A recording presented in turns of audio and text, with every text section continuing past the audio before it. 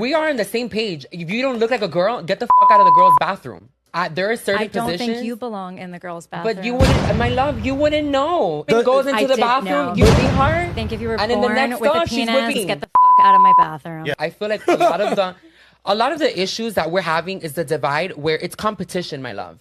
Where like we're dating the same men, We're definitely not dating the same men. We are, baby. Trust me. No, we are not. We are. I don't know about dating. Yes, we are. We're dating the same dudes. Can't say that. I think that, like there are T-girls. Carolina, this is where I just full on cut you off. Hold on, but I'm confused. You cannot say that you're dating the same men.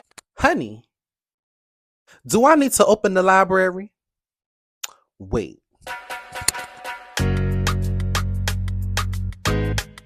Much better. Now it's time to read.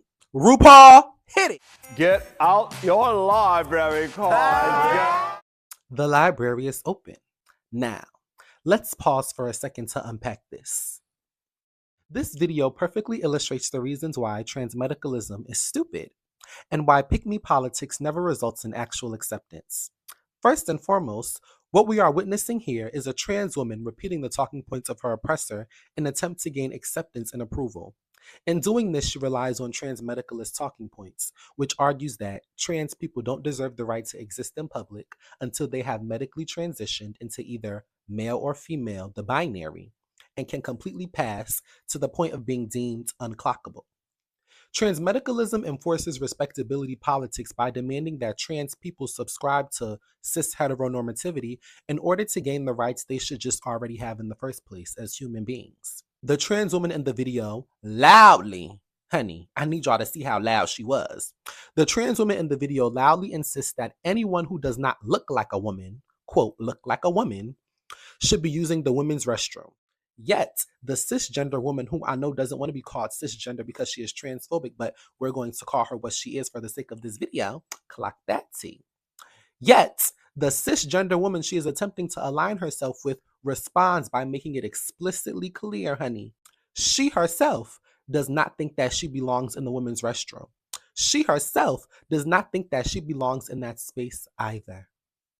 The message is clear. They will never accept you. So stop being a pick me because they will never pick you. Let's move on. So this moment basically exposes the major flaw of transmedicalist thinking.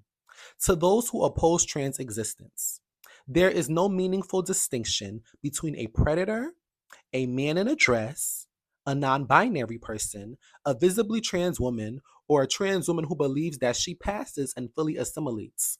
The conservative movement does not differentiate between acceptable and unacceptable categories of queerness. It rejects everything that falls under the umbrella. And they even add additional letters and identities that never existed to further demonize us. They don't view us as people. They view us as monsters that deserve to be in a closet. That's why they put us there in the closet, honey. So the reality is essentially that when you attempt to elevate yourself by demeaning non-binary people or other trans individuals, you are not creating distance from transphobia. You are reinforcing it. You are parroting the talking points of your oppressor, and that's not cute. Just because you have internalized transphobia, that does not mean that you are exempt from experiencing transphobia.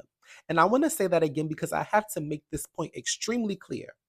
Just because you have internalized transphobia, that does not mean that you are exempt from experiencing transphobia.